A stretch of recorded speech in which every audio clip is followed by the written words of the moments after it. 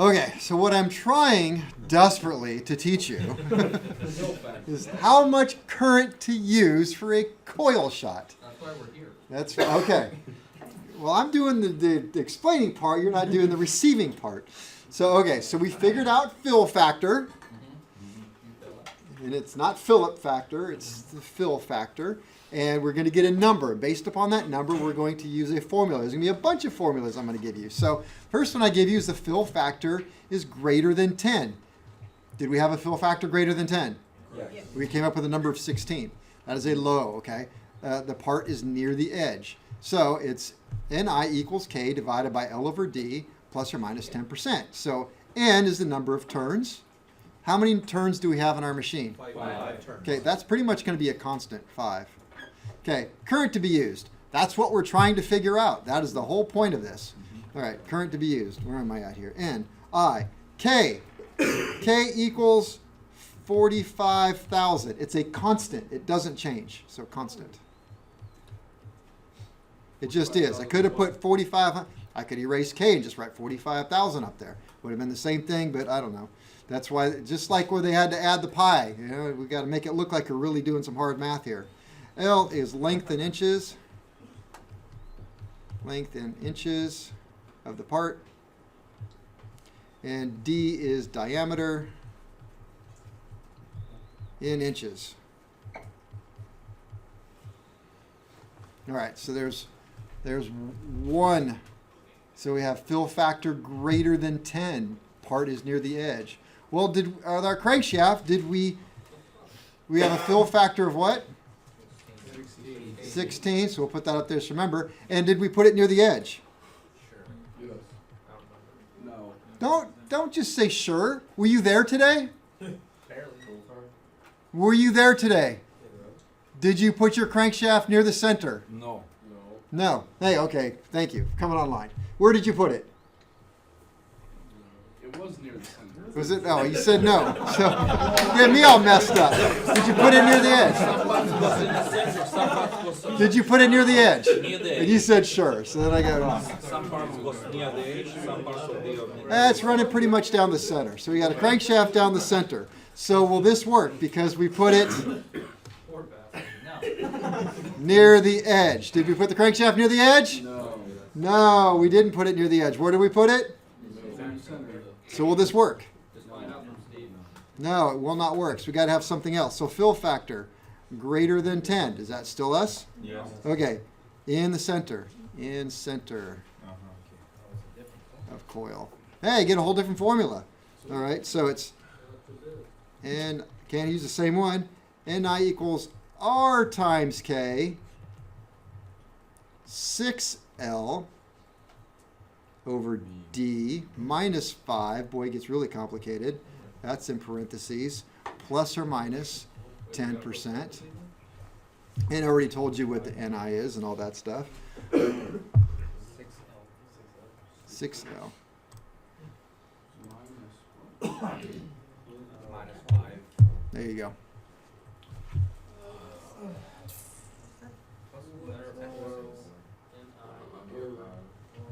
Multiplying it times 10% or Oops. adding? See what you did there? I don't know. I got to move this over Oh, okay. or move this up or something, because if you're watching it at home, you're not going to be able to figure that out. Still not going to work. Let's see. Keep asking the didn't take the course. There we go. That'll work. All right. So we had formula A, which I just showed you. Fill factor is greater than 10, low, part near the edge. Ni equals K divided by L divided by D times plus or minus. Okay, what does this mean, plus or minus 10%? That's give or take. Means you have to do the math twice. Once doing plus 10% and once doing minus 10%. Oh, goodness. You gotta find a range. You got to find a range. Okay, I just showed you formula D. It's R times K, 6 times L divided by D, minus 5, plus or minus 10%. Formula C, a fill factor, intermediate. You're going to get a number between 10 and 2. Ni equals N times I, HF. Let me see if I can pull this one up. If you want to write it out, I'm going to... Yeah, I remember that. Is this your first class with me? Do I make you remember this? No. So R is the No. Do I make you figure? Do I make you do it? He's just trying to Yes. figure out when he's gonna go home. I know. Like even R is the radius of the part in inches. Yes.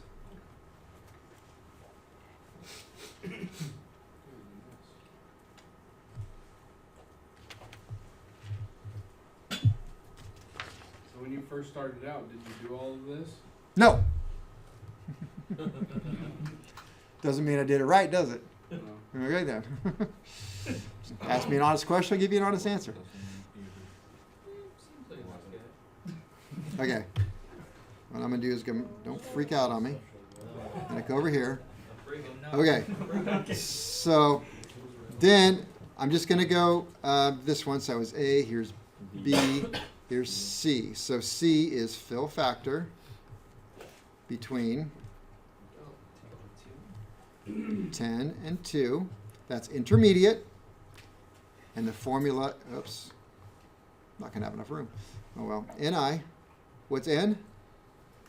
Number of turns. I is Current. current. N, I, HF, HF. And this is, all right, let's just go with this. HF 10 minus Y plus NI IF. Oops, it was this way. You wrote it down. Y minus 2 divided by 8. You guys got that right? What is? 'Cause I wrote it kind of sloppy, what's so next to the I shouldn't have done that. We're right here. Divided by 8. It's right there. How do you use Ni in the formula if you're looking for Ni? Yeah, well, That's a different course. Did I say if? it is. It is actually if, but it's IF. I'm going to tell you what those are. Ran out of paper.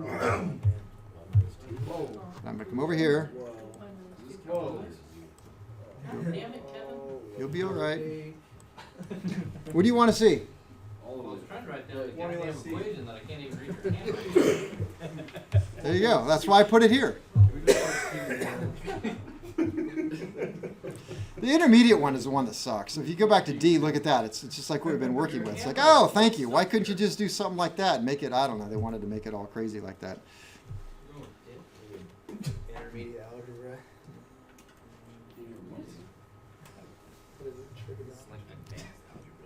I'm guessing the machines for, magnifying machines are. Actually, this, not, we should make that LF. LF. That would make more sense. We just called it LF. I wonder if it's even a misprint. I hope so. Well, I'm going to, Kevin, yeah, is there any way to do this on the Magnaflux machine? no.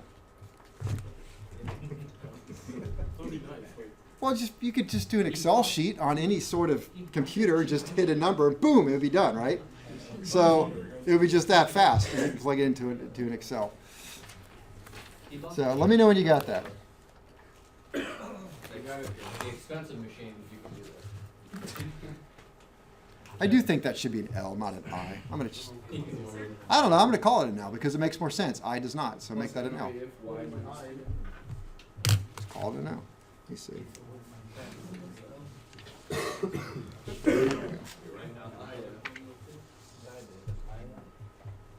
Okay, I'm gonna change this. Ready? Yeah. Okay. It's not that big a deal. If you just stick with me, don't freak out. So Go slow, please. H I Oh, Christian, you are hilarious. of HF, high HF equals the value of NI. Where did we see NI before? It's formulas. Turns and current. Okay, for high fill factor. HF. So it's the value of Ni for a high fill factor. So if you do the math for a high fill factor, right here, high fill factor, you're going to end up with, oops, sorry. There, the value Ni for high fill factor. if you do the math for high fill factor, you're going to get the answer here. And then HI for LF is for value of NI for low fill factor. So you got to do the math for the high. So if you're doing intermediate, you do the math for the high, you do the math for the low. You plug it in. Y equals ratio of cross-sectional area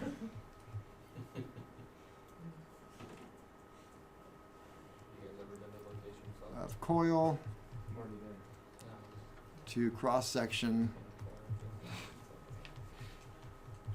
of part. And then you already know N is the number of turns and I is the amps in the coil.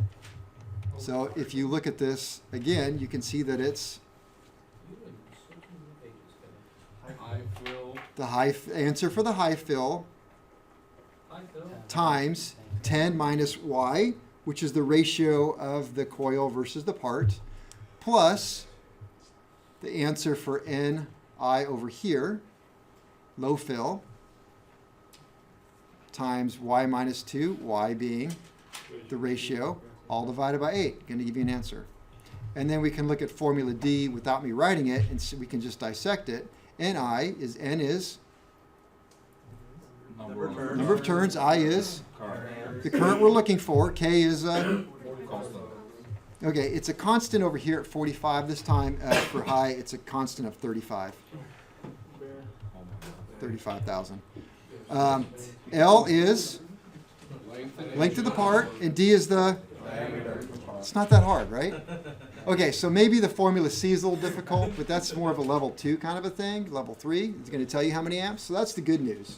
Is most of the time you're going to be just given this stuff. But hey, we're better than that. So let's go back to this and let's just put it into just a quick practice.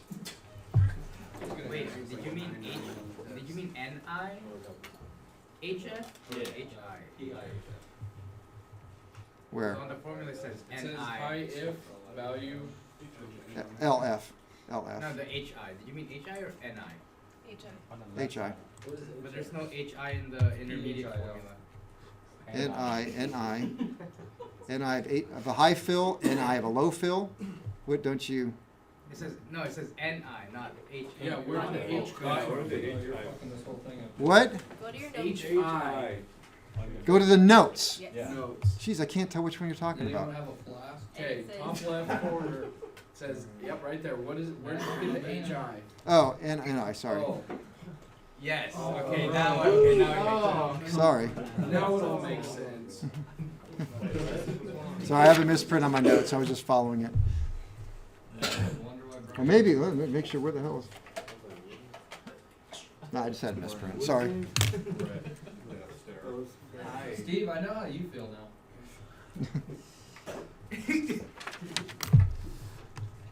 Okay, let's try. Just put it in practice, all right? Blood pressure's So. Well, I lost you guys when I said we're going to figure out how many amps to use. You're like, well, what? Amps? Where did that come into play? I'm trying to figure out the scale. I'm still over on dwell time. I don't know. We're done with electricity. Trying to figure out the whole field. Solve for a 12-inch coil. Sound familiar? And a 3-inch, I'll keep it the same, part. How many amps? How many amps do I want to use? Is it on the edge, in the middle? Is it intermediate? Is it high? It's crankshaft. In the middle. Okay, so what's first step? Fill factor. Okay, I need fill factor, which is? Okay, because it is basically 12 divided by 3 equals, no, that doesn't work. Squared equals 16. We've already done that. So 12 squared divided by 3 Does that work for squared, every problem? which is, it's fill factor. 144 divided by 3, 9, right? So 16. So what's next? You need to know the length of the part, Yep. So part, we'll say it is 24 inches long. And it is, well, I already said 3 inches diameter, so it's 24 inches long. So what's next? Figure out NI. No, plug in the formula. We got to find a formula. Which one do you want to use? The low. B. B? Why B? Because crankshaft is in the center of the. Because the crankshaft is too hard to hold, so it's going to be in the center. So we're going to use formula B. Okay, so using formula B. And why B? Wait a minute. Let's go back here. Why B? Well, why not C or D? It's not intermediate or high. How do I know it's not intermediate or It high? says right there. Of course, because my fill factor equals what? 16. So is 16 greater than 10? Yes, but this is part near the edge. So 16 greater than 10? Yes. In the center?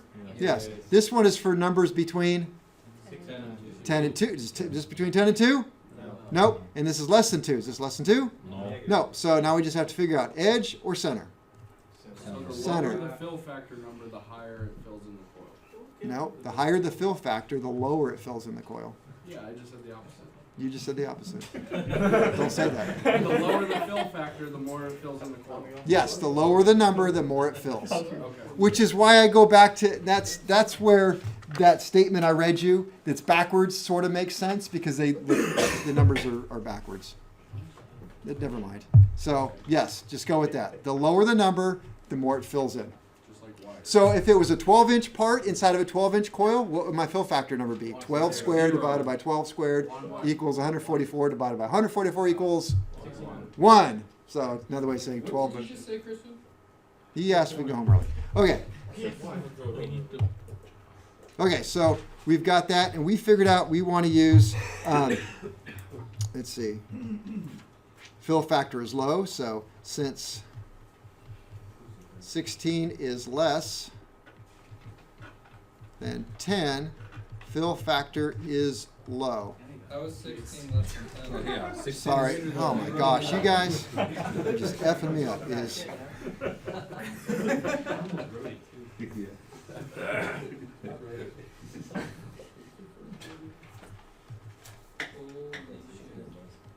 Shouldn't have gave us the option. greater than 10, fill factor is low. That is true. That is a true statement. Since 16 is greater than 10, fill factor is low. What? No. All right. So Kevin, the 3 inches diameter, right? Yeah, but Yes. the length. Okay. Right there. 3 inch What's the diameter length? part. Okay. Oof. Okay. You know why it's not going well? It's because you're kind of jerking around over there. Stick with me and actually try to do this. All right. So, coil has how many turns? 5. Well, that's 5 turns. You weren't prepared for something hard tonight. I think you were like, okay, coil has 5 turns. I already told you it's 3 inch diameter. I already told you it's 25 inches long. All right, so what formula are we going to use? Okay, use formula B. Formula B is Ni equals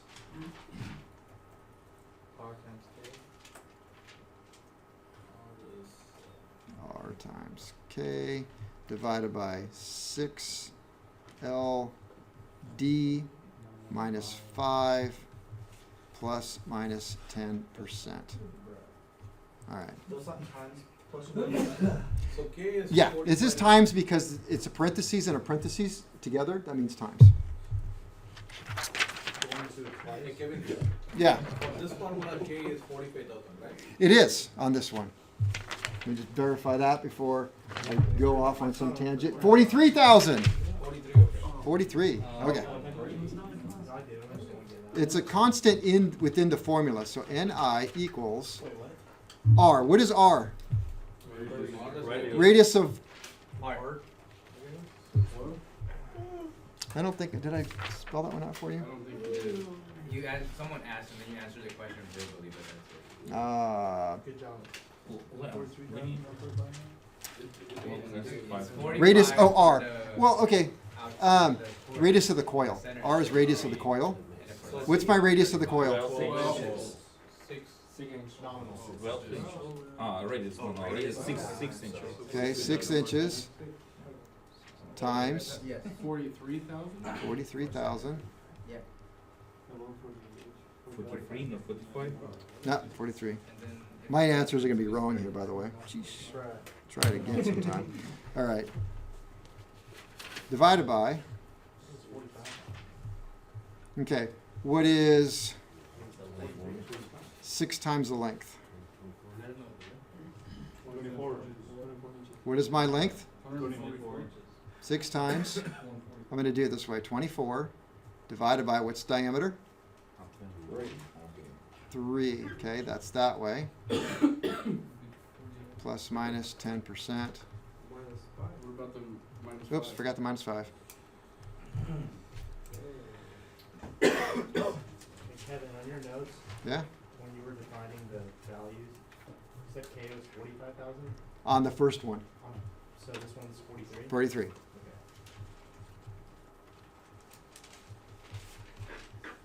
Plus minus 10%. All right. So we've got 6 times 43,000. What is that number? 258,000. 258,000. Does anybody disagree? No. Since I did not do it in myself. All right. With 6 times 24? Huh? That sounds like 144 to me. One. Yeah, 144. 144 Divide by 3. divided by 3 minus 5. 48 minus Okay, what does that end up being? 43. 43. So I'm just going to erase that, but 43 right here. So that's 43. Plus minus 10%. I'll put that 43. So that was 43.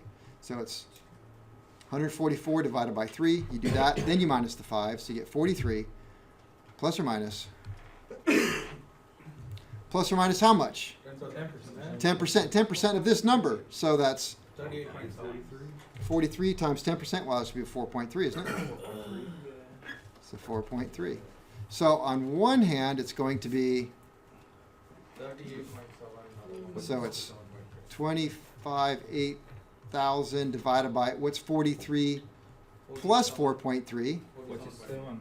47.3, and we have 25,800 divided by 43 minus 4.3, 38.7. So that's our range. So what do we end up with? 6666.67. 666.67 here. 666.67. One more 6. That makes more sense. And over here, 54.50. point what? 54. Okay. Is that how many amps I get? No. No, because it's Ni equals. Oops, Ni. What is N? 5. So it's 5 times I equals 6666.67, and 5 times I equals 5454.54. So we have to do what to get rid of the 5? Okay, divide both sides by 5. That gets rid of that, and that just becomes I equals 1333. 0.3? No? Oh wait, it's All backwards. right, Sorry, that's people are disagreeing with you. 1090.90. 1090 point. Okay, and this is 1333.334. 1333. Yeah. Yeah. 0.334. Okay, well that's fine there. So, how many amps should my crankshaft be getting? 1200. 1090 to 1333. Okay, about 1300. Yes. Okay, so there we are. That's so simple. Okay, it is a little complicated. Our AC machine goes up and maxes out at about 1,600 amps. Our DC maxes out at about 4,500 something amps. Do we have enough here? Yes. Okay.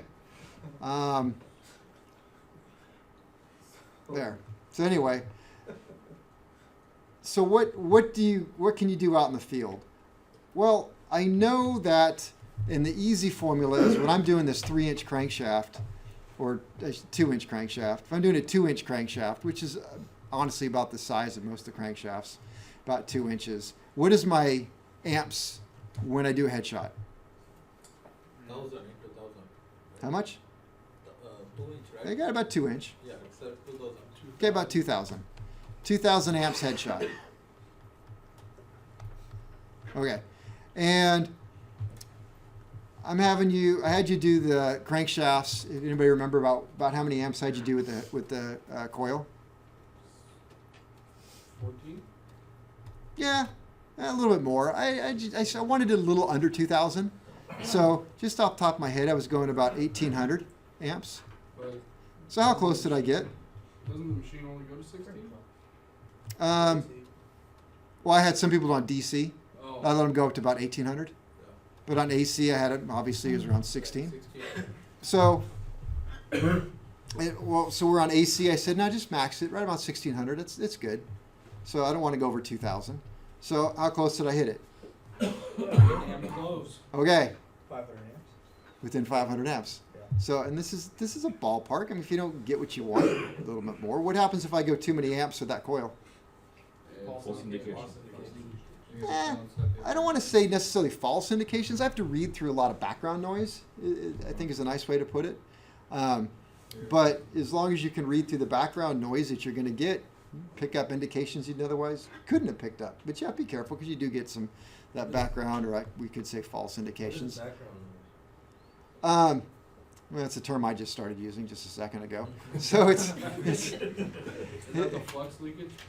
So, yeah, that's good. So around your corners and stuff, where you get flux leakage from the corners, you really see it on like a gear or something, because all those gear teeth, man, if the flux is jumping from gear tooth to gear tooth, it just wants to fill up in there, and you get all these indications. So you get, I don't want to say you get false indications. You don't. They're not false indications. You just have to read through a lot of okay, so let's just say we had a very rough surface.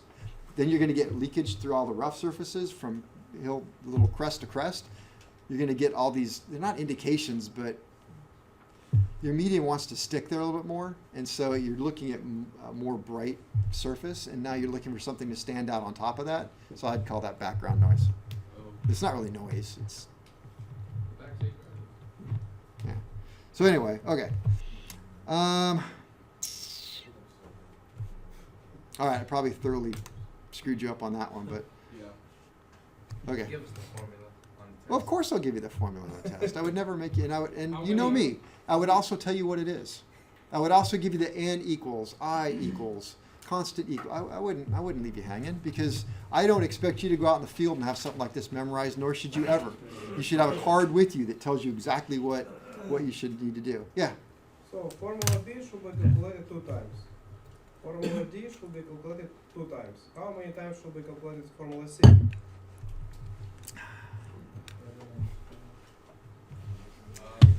It doesn't have a plus or Yeah, I minus. was just going to say, it doesn't have a plus or minus. I'm thinking you can just do it once.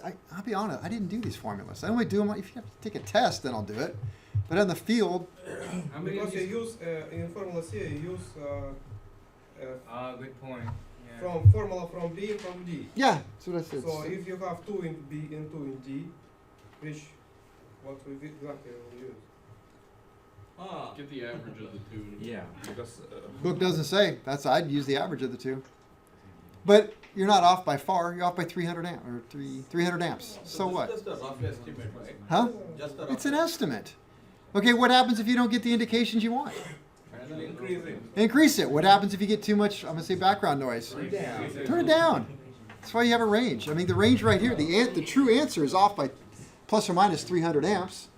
And it's not that simple. You're not looking at a part that is perfectly cylindrical. Is a crankshaft exactly a perfect, No, it's got the cheeks that go up and down, and it goes closer to the coil this way, that goes in center, that goes down bottom a little bit. So you gotta, So you said this would be something level 3 would figure out. well, level 2 needs to know this stuff. But if a level 3 writes Writes protocol, procedures, yeah. But at the same time, hey, I'm out there doing this stuff, and somebody brings me a jack screw off an aircraft and says, hey, I need you to do this, or I get bolts all the time. I get bolts and stuff, and you know the formula. I gotta wait for these guys to finish. You good? Like I'm trying to understand for the the square square part. piece for hypotenuse. And the thickness? Yeah. Right. This doesn't really play into that too much. I mean, it's, well, kind of. Yeah, I'll get to that. So, I don't know. Anyway, you have to kind of figure out something. You know, you're going to put it in the coil. But you get used to this stuff. You just know that you're doing crankshafts all day, and you have 2,000 amps for a headshot. You know, you're going to bump it down a little bit to about 1,500. I was a little high there. So, same thing. You just bump it down. Question. For Yeah. Formula A, it's constant is 45,000. 45. Yeah. For Formula B, 43. For Formula C, we need Formula A and Formula D. Right. And for Formula D, it's 35,000, right? 35,000. Yeah. Correct. Okay, thank you. Okay. Okay, so you guys are trying to figure out So like you said, how would I apply this to Something is not. something square in the coil? Okay, I would kind of do the same thing. All right, so if I had this, and it's about a 1/2 inch thick. So I'm thinking 1/2 inch thick. If I have a crankshaft or a tube that's 1/2 inch thick, how many amps am I gonna run? No, 1/2 inch thick. Oh, 500. Okay, 500. So we're talking direct shot. So let's say 500. Just thinking out loud here. So I've got this. I've got 1/2 inch thick. So if it's a 1/2 inch diameter part, round, I would say, okay, that's 500 amps, right? Okay, so I'm going to take that knowledge that I have, but then I'm going to look at the square area of this and take that formula and say, okay, so if this is a 1/2 inch thick, a 1/2 inch thick bar, I'd want about 500 amps, right? Okay, so now I'm going to look at this and go, well, it's not a bar, but it's 1/2 inch thick, but it's this way, and that's about 7 inches across. So using that formula, I come up with 1,300. now 7 times 100. So about 700 amps would be fine for this. And I know from experience that sounds about right in my head, 700 amps. Okay, so So you I've got a wouldn't add direct- the two. You wouldn't add the 700 in? no, I'm thinking in my head. Well, I know what a 1/2 inch part needs. Okay, now let's say this is an inch thick. Okay, so I take the formula and I say, okay, that's 7 inches across here. How many amps then using 700 times hypotenuse? 7,000. 700. 700. But now it's an inch thick. How do you feel about that? I think it's less. I think it's a little too low. Yeah. Okay, I'm just going off experience. And now I can put it in the machine. I can hit it at 700. I can use a Gauss meter. I can see what I'm coming up with. I should have about how many Gauss? 30. Let's say I don't. I bump it up a little bit. All right, so I've got a Gauss meter to double check what I'm doing. What else can I do? I can use a pi gauge. Place a pi gauge on here. See how that's working out, right? In addition to pi gauges, there's also little stickers that you can get. They're about the size of a dime, most of them, but they're square, but they cover up about a dime. You can stick it on there, and it's got like a little defect in it, so you can see how it shows up. So I can also see how am I doing, at least on my surface. All right, so if 1/2 inch thick, 500 amps, I'm sorry, 700, go to an inch thick, what am I going to do? I'm going to bump it up a little bit, all right? And that's exactly what I'm telling you that story I had before. So I'm talking direct here. So, you know, I had this plate. They wanted me to Magnaflux. I'm getting no indications. I know it's a known flaw. I can also tell just by looking at the indications I'm getting on the weldment. Welds are not smooth, right? They've got little ridges to them. There's a little valley. There's like if you're looking at a cross-sectional area, so you got a plate, and you got the weld buildup right here. Looking at it, well, shouldn't I be seeing a little something right there? Shouldn't there be a little flux leakage perhaps? Okay, because I'm doing a headshot where the weld is going this way, so I should get a little. What if I have no flux leakage there? Nothing. I feel like I don't have enough there. All right, so I'm going to bump it up, and that's exactly what I did. I could look at it and say that doesn't even look right to me. I know what this should look like when it's magnetized. It doesn't look right. What do I need? A little more current. Okay. This So, makes sense why you need so many experience hours. yeah. And you do. I mean, not to pick on anybody, but I had one group look at a crankshaft, said, how's a crankshaft? Crankshaft's fine. I look at it, no, it's not fine. It's got 9 cracks right there. You know, it's right? But, you know, that's just experience. That's nothing, you know, they'll if you come a day, if you guys do this, well, you'll be teaching me stuff. It's no big deal. It's just units of experience, right? So, okay, so now I'm going to take this, I'm going to put it in a coil. Now, how does putting it in a coil going to, how is that, all these formulas and all that stuff gonna work out with me? All right, so I've got this part and I'm gonna put it in a coil. I'm not gonna do any math, I'm just gonna ask you, is it a high fill factor or low fill factor? Low. Low fill factor, okay, so I got a low fill factor, so am I gonna put it near the edge or near the center? All right, so I'm gonna put it near the edge. So don't even worry about the formula. Is it more effective near the edge or less effective? More effective. It's more effective. I've got 5 turns running, so I kind of have a multiplication factor of at least about of a couple, right? So it's a little bit higher. So I'm going to demag my part in the heads. Now, a lot of places say you don't have to demagnetize it because you're going to put it in the coil, and as long as the coil is more powerful than what you just did, it's going to realign everything. But I didn't like to do that because a lot of reasons. One, it's just fun to do stuff. But 2, I always felt safer and more secure if I could just take a second. How long does it really take to demagnetize something? 5 seconds. Literally 5 seconds. So I demagnetize it, fine. Now it's a dead part, and I put it in the coil. What if the coil shot isn't as much as it was for the head shot? Who cares? I'm still good because it was demagnetized. Now I do a coil shot, realigns everything. So I'm looking at it this way. I'm going to put it in the coil. If 700 amps was good before, guess what I'm going to use now? 700 amps.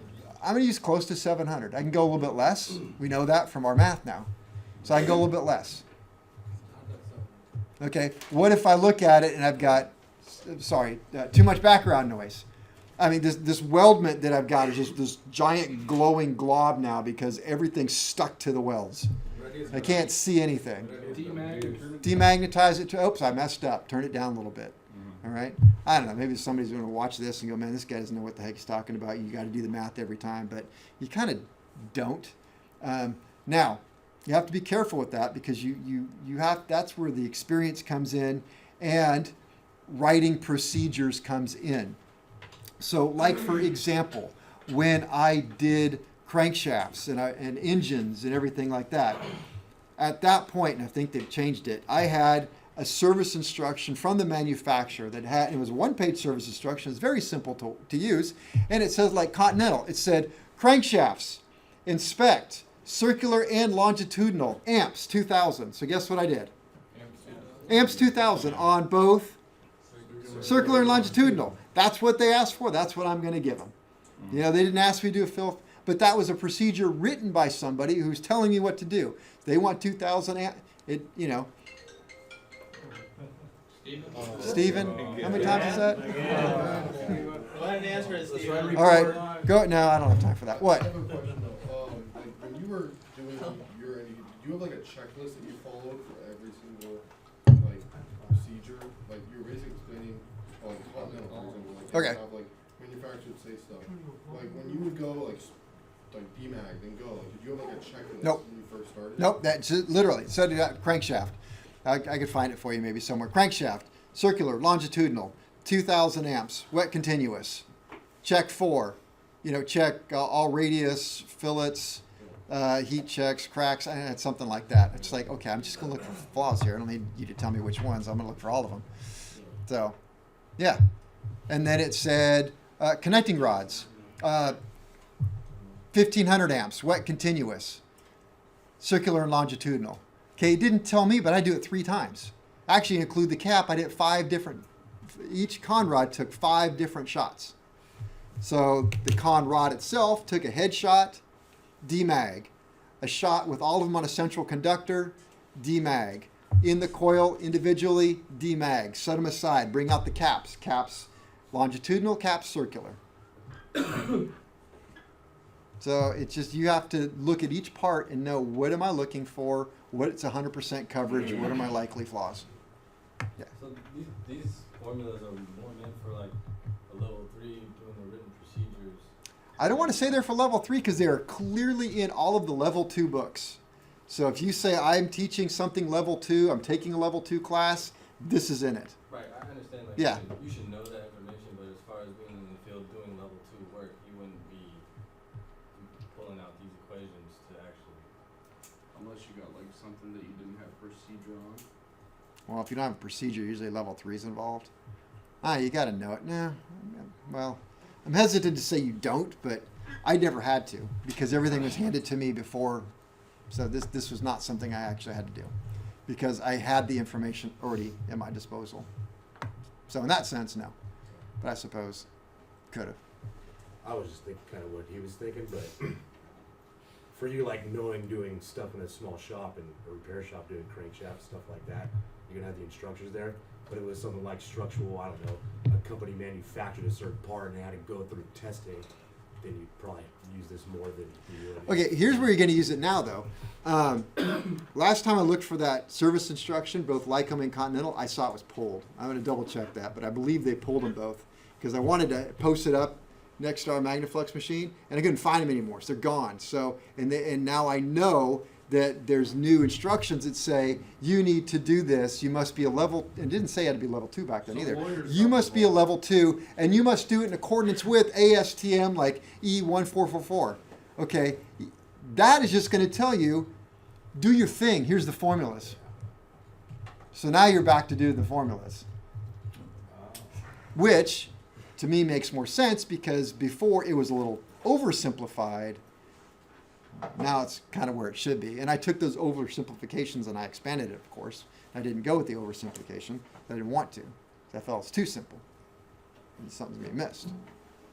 So, all right. I think one more thing before we head out. I have time. So are you on the deal you said for each A or was it DC? It has 145, 143. Well, yeah, 135. Are you gonna put that next one on there, or like? If I have, if If it asks for Form B and it's 45, are you gonna put 45? oh yeah. Let's see, where am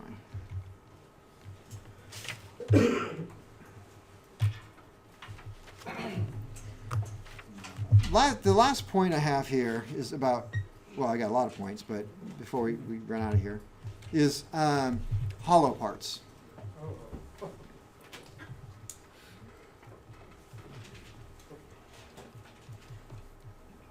Hollow parts. Often you get a part that is absolutely hollow, like a gun barrel or something like that. Not on aviation, you don't have any gun barrels, but we kind of do the A10 and whatnot, right? Okay. Hollow parts are done on a central conductor. Parts that are hollow. Hollow. It should. Hollow should be placed on a central conductor. What's a central conductor? Yeah, it's a bar that just goes across. You're hanging them on a bar. So that's what we have those copper bars in there for. So you're going to put whatever that part is, you're going to put a copper bar through it and actually clamp the copper bar in the headstock. And really, that's the only way. Let's see, with Like these the two. Kettering ring? Just, yeah, with the Ketos ring. Keto ring. Yeah. Keto. Use a headshot. Depending on the part, I would use both a head and a coil. But I want you to know this is the only way to inspect the interior. It does seem strange, and also it's be about D times 1,000 because we're back to just using a round part. If you take that hollow bar and you just stick it between the heads and do a headshot, AC doesn't work. It wants to, again, go to the surface. It doesn't show you the inside. Apparently with the rod, it works, which seems odd to me, but that's what they say. I didn't have many hollow parts to deal with. So. You said AC works? No, do it on a central conductor or you can't see any cracks on the inside because the magnetism wants to go to the outside. And when you're spraying it, you have to keep it with that center conductor? Oh yeah, you got to spray it on the inside, which is hard. Well, I tell you guys are in a big hurry to get to the time clock and stand there in line, so. You know it's too well, Kevin.